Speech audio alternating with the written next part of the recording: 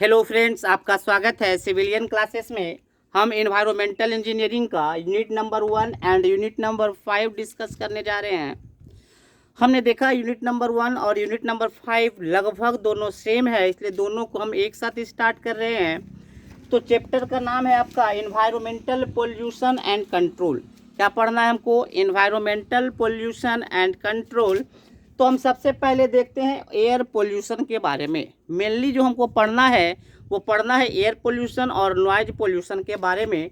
तो हम सबसे पहले पढ़ते हैं एयर पोल्यूशन। तो देखिए, एयर पोल्यूटेंट्स क्या होता है? जब आपका एयर में कोई कॉन्टामिनेटिंग एजेंट्स मिल जाता है। कॉन्टामिनेटिंग एजेंट्स कहने का मतलब है कोई दूषित पार्टिकल जो एयर में मिलकर एयर को गंदा कर देता है, वह कॉन्टामिनेटिंग एजेंट्स कहलाता है एयर पोल्यूटेंट्स। हम क्या बोले? एयर पोल्यूटेंट्स कब ऑकर करता है? When contaminating agents. कॉन्टामिनेटिंग कहने का मतलब है कोई गंदा पार्टिकल, कोई दूषित पार्टिकल जो रिलीज हो जाता है एयर में, तो उसको बोलते हैं एयर पोल्यूटेंट। जो एयर पोल्यूशन है वो दो तरीके से हो सकता है। आप एयर को पोल्यूट जो है दो तरीके से कर सकते हैं। एक तो मैन मेड होता है और एक आपका नेचुरली होता है। नेचुरली में और मैन मेड में एक आप खुद सोच कर बताइए कि नेचुरल एयर पोल्यूशन ज़्यादा प्रॉब्लम क्रिएट करेगा या मैन मेड एयर पोल्यूशन ज़्यादा क्रिएट करेगा प्रॉब्लम? तो देखिए प्यारे बच्चों, तो मैन मेड एयर पोल्यूशन सबसे ज़्यादा क्या करता है? क्रिएट करता है प्रॉब्लम को। बट नेचुरल एयर पोल्यूशन भी क्या करेगा? एयर पोल्यूशन है, प्रॉब्लम तो क्रिएट करेगा, मगर मैन मेड के रिस्पेक्ट में इसको हम कहते हैं कि कम क्या करेगा? पोल्यूशन फैलाएगा।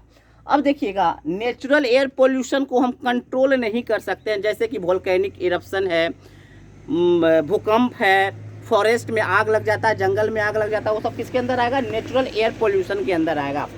तो इसको हम कंट्रोल नहीं कर सकते। नेचुरल एयर पोल्यूशन को हम कंट्रोल नहीं कर सकते हैं, बट मैन मेड को हम कंट्रोल कर सकते हैं। तो देखिए फिर से देखते हैं, air pollutants occurs when contaminating agents are released into air. Air pollutants occurs करता है कब? जब कॉन्टामिनेटिंग एजेंट्स आपका एयर में रिलीज कर दिया जाता है। There are two types of air pollution. Air pollution दो तरीके का होता है। पहला है मैन मेड एयर पोल्यूशन और दूसरा है नेचुरल एयर पोल्यूशन। अब देखिए, natural causes of air pollution can not be control. क्या बोला गया है? जो नेचुरल कॉज है एयर पोल्यूशन का, जो नेचुरल कारण है एयर पोल्यूशन का, उसको हम कंट्रोल नहीं कर सकते हैं। But man made air pollution can be control. लेकिन मैन के द्वारा जो क्रिएट किया गया है एयर पोल्यूशन, उसको हम कंट्रोल कर सकते हैं। Man made air pollution is very dangerous than natural cause of air pollution.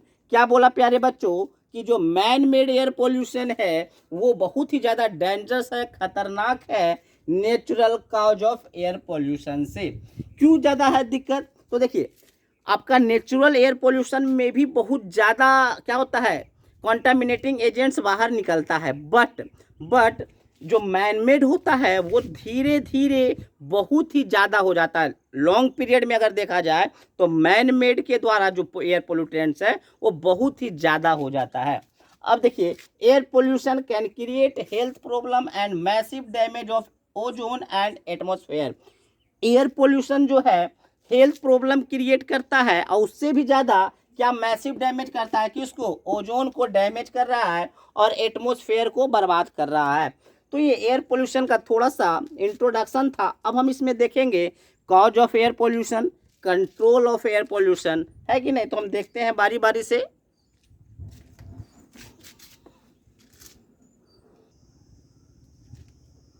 अब हम देखते हैं causes of air pollution. Causes of air pollution, तो देखिए प्यारे बच्चों, बहुत सारा कॉज है एयर पोल्यूशन का। तो सबसे पहला कॉज हम लिख रहे हैं automobile exhaust gas. Automobile exhaust gas क्या होता है? जितना भी मैन्युफैक्चरिंग इंडस्ट्री है वो एक गैस प्रोड्यूस करता है, like carbon monoxide, hydrocarbon, organic compound and chemicals. यह सब क्या है? आपका एक रीजन है एयर पोल्यूशन का। दीज गैसेस और केमिकल्स पोल्यूट द एयर। तो देखिए, ऑटोमोबाइल एग्जॉस्ट गैस में क्या लिखे? Manufacturing industry release large amount of carbon monoxide, hydrocarbon, organic compound and chemical. हम क्या बोले, जितना भी मैन्युफैक्चरिंग इंडस्ट्री है जो रिलीज करता है लार्ज अमाउंट ऑफ क्या, carbon monoxide, hydrocarbon, organic compound and chemical. यह जो केमिकल्स और जो गैस है वो पोल्यूट करता है एयर को। दीज गैसेस और केमिकल्स पोल्यूट द एयर। तो पहला रीजन हुआ ऑटोमोबाइल एग्जॉस्ट गैस। या इसमें यह भी आ सकता है कि जितना गाड़ी चलता है वो क्या करता है, पोल्यूट करता है हमारे एयर को। बर्निंग ऑफ फॉसिल फ्यूल्स, जैसे आप कोयला जलाते हैं, पेट्रोल जलाते हैं, डीजल जलाते हैं, तो क्या होता है, उससे गैस निकलता है। वो गैस क्या करता है, आपको एयर को पोल्यूट करता है। तो बर्निंग ऑफ फॉसिल फ्यूल्स में क्या लिखे हैं कि sulphur dioxide emitted from the combustion of fossil fuel. हम क्या बोले, जो फॉसिल फ्यूल है, फॉसिल फ्यूल में क्या आएगा, कोल, डीजल, पेट्रोल, ये सब क्या, उसको जब आप कंबसन करवाइएगा, जब इसको जलाइएगा तो सल्फर डाइऑक्साइड रिलीज होगा एयर में और वो एयर को क्या कर देगा, पोल्यूट कर देगा। तो बर्निंग ऑफ फॉसिल फ्यूल्स में क्या लिखे हैं, sulphur dioxide emitted from the combustion of fossil fuel like coal, petrol, diesel etc। अब देखिएगा एग्रीकल्चरल एक्टिविटी, कोई भी आप क्रॉप को आप क्या कीजिएगा, जब आप बोइएगा तो उससे अमोनिया गैस रिलीज होता है। आप ये इरिगेशन वाले चैप्टर में भी पढ़े होंगे, quality control of water in irrigation system. तो आप क्या बोले हैं, अब वो अमोनिया क्या करेगा, एयर को पोल्यूट करेगा। देखिए ammonia is a common by product from agricultural related activity. Agricultural related activity में अमोनिया कॉमन बाय प्रोडक्ट, वो होना ही आना है। जब आप क्रॉप को बोइएगा तो इसको आना ही आना है, ये कॉमन बाय प्रोडक्ट है। और यह क्या है, it is one of the most hazardous gas in the atmosphere. Ammonia जो है बहुत ही खतरनाक होता है हमारे एटमोसफेयर के लिए, ठीक है ना। नेक्स्ट है माइनिंग ऑपरेशन। माइनिंग एक प्रोसेस है जिससे हम धरती के अंदर से, अर्थ के अंदर से कोई चीज निकालते हैं, इसको क्या बोलते हैं, माइनिंग ऑपरेशन। तो mining is a process in which mineral is taken out from the below the earth. Mineral को क्या किया जाता है, अर्थ के बिलो से निकाला जाता है, वह प्रोसेस क्या कहलाता है, माइनिंग। और ड्यूरिंग दिस प्रोसेस, माइनिंग के दौरान क्या होता है, बहुत सारा डस्ट और केमिकल रिलीज होता है जो एयर को पोल्यूट कर देता है। तो फिर से देखते हैं माइनिंग ऑपरेशन में क्या बोले, माइनिंग एक ऐसा प्रोसेस है जिससे मिनरल को टेकन आउट क्या किया जाता है, बाहर निकाला जाता है धरती के नीचे से। During mining process dust and chemicals are release. Mining process के दौरान क्या होता है, डस्ट और केमिकल रिलीज होता है जो एयर को पोल्यूट करता है। नेक्स्ट हम आते हैं indoor air pollution. Indoor air pollution क्या है, तो देखिए प्यारे बच्चों, आप जब घर को क्लीन करते हैं या जब पेंटिंग करते हैं तो उस दौरान, पेंटिंग के दौरान बहुत सारा गैस रिलीज होता है, वह गैस एयर को पोल्यूट करता है। तो देखिए नेक्स्ट है इंडोर एयर पोल्यूशन। घर के अंदर आप एयर को कैसे पोल्यूट करते हैं, तो house hold cleaning product painting emits toxic chemical. जो आप पेंटिंग करते हैं हाउस होल्ड को क्लीनिंग के दौरान, तो टॉक्सिक केमिकल क्या करता है, इमिट्स करता है, बाहर निकालता है, that is causes of air pollution. वह टॉक्सिक केमिकल या टॉक्सिक गैस जो होगा वो एयर को पोल्यूट कर देगा। अब है natural cause of air pollution.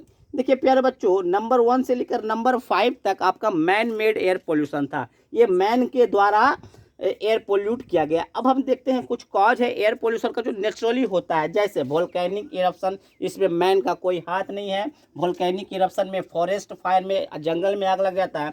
ETC are major causes of air pollution. तो ये हमारा था कॉजेज ऑफ एयर पोल्यूशन। अब इसका हम कंट्रोल भी देखते हैं प्यारे बच्चों, तो इसको नोट डाउन कीजिए पहले।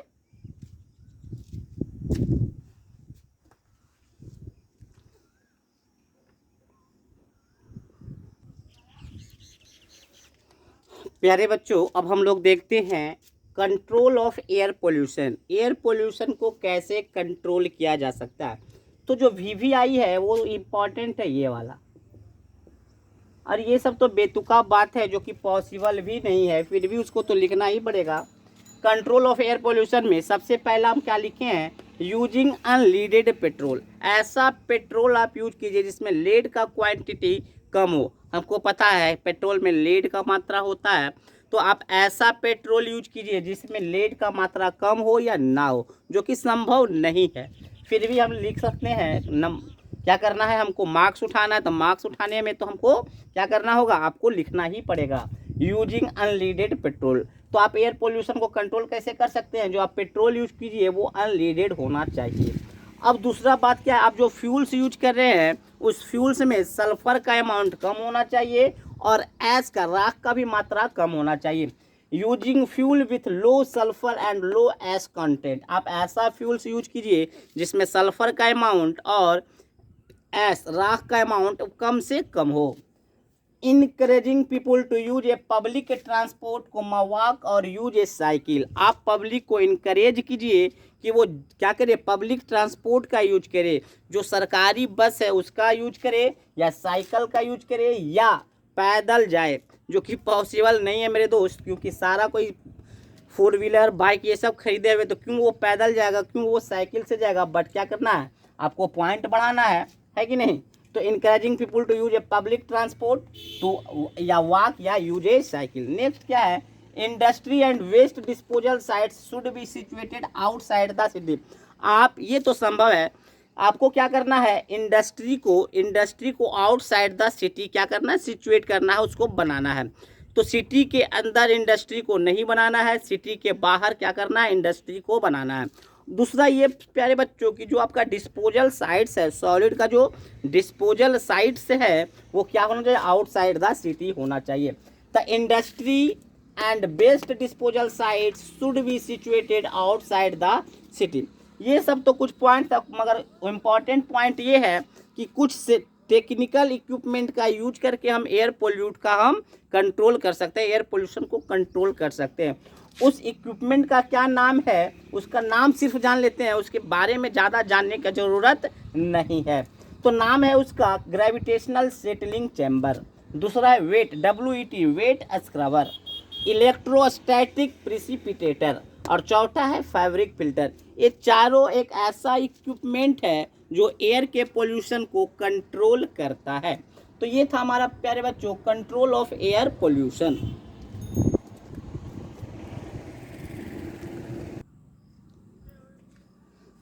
अब हम देखते हैं टाइप्स ऑफ एयर पोल्यूटेंट्स। तो देखिए प्यारे बच्चों, एयर पोल्यूटेंट्स जो होता है दो तरह का होता है, एक होता है प्राइमरी एयर पोल्यूटेंट्स और दूसरा होता है सेकेंडरी एयर पोल्यूटेंट्स। तो हम सबसे पहले समझते हैं कि प्राइमरी एयर पोल्यूटेंट्स क्या होता है और सेकेंडरी एयर पोल्यूटेंट्स क्या होता है। तो मेरे प्यारे बच्चों आप देखिए, मान लीजिए ये आपका चिमनी है, ये मान लीजिए आपका चिमनी है, इस चिमनी से आपका क्या निकल रहा है, धुआं निकल रहा है। तो ये जो धुआं क्या है, डायरेक्टली इमिट्स हो रहा है, डायरेक्टली आपका एयर में आ रहा है, तो ये कहलाएगा एयर पोल्यूटेंट्स। हम क्या बोले, ये चिमनी है, चिमनी से जो धुआं आ रहा है, धुआं क्या कर रहा है, ये धुआं कहलाएगा प्राइमरी एयर पोल्यूटेंट्स। क्यों, क्योंकि ये जो धुआं है वो डायरेक्टली क्या आ रहा है, एटमोस्फेयर में आ रहा है।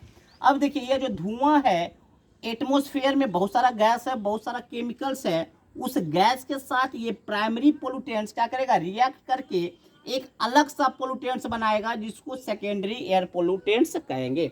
तो प्यारे बच्चों यहाँ पे लिखा हुआ है कि those pollutants that are directly emitted in the atmosphere, वैसा पोल्यूटेंट्स जो एटमोस्फेयर में डायरेक्टली आता होगा उसको कहते हैं प्राइमरी एयर पोल्यूटेंट्स। इसका एग्जाम्पल है carbon monoxide, carbon dioxide, NO, SO2 ETC।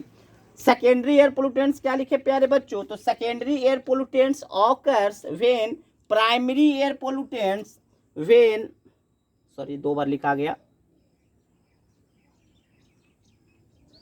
secondary air pollutants occurs when primary air pollutants react with gas or chemical present in the atmosphere। हम क्या बोले, प्राइमरी पोल्यूटेंट्स एटमॉस्फेयर में present gas और chemical के साथ react कर कर जो पोल्यूटेंट्स बनाता है वो सेकेंडरी एयर पोल्यूटेंट्स कहलाता है। एग्जाम्पल के रूप में H2SO4, HNO3, O3, पैन का फुल फॉर्म है पर ऑक्सी एसिटाइल नाइट्रेट, पर ऑक्सी एसिटाइल नाइट्रेट। PPN का फुल फॉर्म है पर ऑक्सी प्रोपियोनाइल नाइट्रेट। तो देखिए प्यारे बच्चों, ये खत्म हुआ हमारा क्या, एयर पोल्यूशन। प्यारे बच्चों एयर पोल्यूशन में आपसे पूछेगा what is air pollution and briefly explain the cows and control of air pollution. यह जो टॉपिक है एक्चुअली ये आता है ऑब्जेक्टिव में, ऑब्जेक्टिव में आएगा following pollutants are primary air pollution, मतलब 4 ऑप्शन होगा, उसमें आप प्राइमरी या सेकेंडरी को चुनने के लिए बोलेगा। तो आपको एग्जाम्पल के रूप में याद रखना है, आपको एग्जाम्पल के रूप में याद रखना है कि प्राइमरी पोल्यूटेंट्स कौन सा है और सेकेंडरी पोल्यूटेंट्स कौन सा है। क्योंकि प्यारे बच्चों, एग्जाम में एक एक मार्क्स का वैल्यू है, उसी एक मार्क्स के कारण हमारा जॉब जो बिहार सरकार क्या किया है, जॉब किया है, वो नंबर बेसिस पर वो छूट जाता है, इसलिए एक एक मार्क्स इंपॉर्टेंट है। तो हम हर मार्क्स पर हम क्या करेंगे, जोर देंगे। तो अब हम चलेंगे नॉइज पोल्यूशन पर।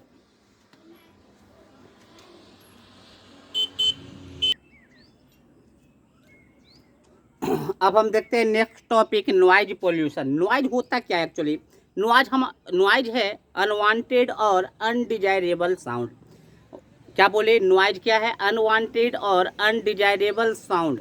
अगर इसको लॉन्ग टाइम तक सुना जाए तो हमारे हेल्थ को वो डैमेज कर सकता है, खराब कर सकता है। अब देखिए क्या लिखा हुआ है, noise is unwanted and undesirable, कर लीजिएगा।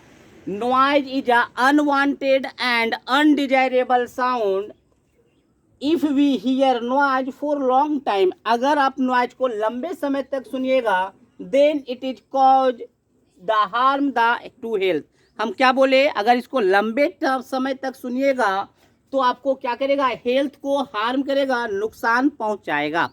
अब देखिए, the minimum pressure level required to audible the sound is 20 micropascal. Minimum sound pressure सुनने के लिए मानव को, ना कि कोई जानवर का बोल रहे हैं, हम मानव का बोल रहे हैं, ह्यूमन को बोल रहे हैं कि कम, जैसे हम कुछ बोल रहे हैं, आप बताइएगा हम क्या बोल रहे हैं। आपको आवाज़ नहीं आ रहा होगा, इसका मतलब है सुनने के लिए कुछ ना कुछ प्रेशर लगाना पड़ता है। वह साउंड प्रेशर लेवल होता है मिनिमम 20 माइक्रोपास्कल। हम क्या बोले, the minimum pressure level required to audible the sound is 20 micropascal. Human को सुनने के लिए कम से कम साउंड का जो प्रेशर लेवल होना चाहिए वो 20 माइक्रोपास्कल होना चाहिए।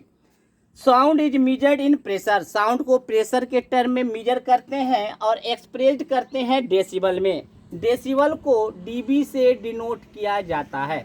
हम क्या बोले, साउंड को मेजर करेंगे प्रेशर के टर्म में और एक्सप्रेस करेंगे डेसिबल में। अब हम देखते हैं काउज ऑफ नॉइज पोल्यूशन। तो देखिए, various cause of noise pollution are, बहुत सारा काउज है नॉइज पोल्यूशन का, जिसमें पहला है इंडस्ट्रियलाइजेशन। इंडस्ट्री जो होता है बहुत सारा, अब मैक्सिमम इंडस्ट्री देखिएगा लार्ज क्या करेगा, मशीन का यूज करेगा। वो लार्ज मशीन इतना कैपेबल होता है कि नॉइज को प्रोड्यूस करता है।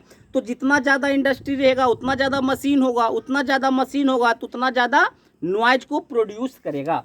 तो पहला जो हम काउज दिए इंडस्ट्रियलाइजेशन, मतलब most of the industry use big machine. Maximum industry क्या करता है, बड़े मशीन का प्रयोग करता है। विच आर कैपेबल, जो मशीन है वो कैपेबल है producing a large amount of noise, जो वो क्या है, वो कैपेबल है लार्ज अमाउंट ऑफ नॉइज को प्रोड्यूस करने के लिए। ये पहला काउज था। दूसरा है सोशल इवेंट। सोशल इवेंट कहने का मतलब होता है जब शादी होता है या कोई किसी तरह का पार्टी होता है तो आप एक सोशल इवेंट क्या करते हैं, प्रोड्यूस, मतलब आप सोशल इवेंट को क्या करते हैं, आप ऑर्गेनाइज करते हैं। उस सोशल इवेंट्स में आप क्या करते हैं, नॉइज प्रोड्यूस करवाते हैं। जैसे आप बहुत सारा तेज़ी से गाना चलवाते होंगे, रेडियो, मतलब रेडियो नहीं सॉरी, डीजे वगैरह चलाते होंगे, तो वो क्या कहलाता है, नॉइज को प्रोड्यूस करता है।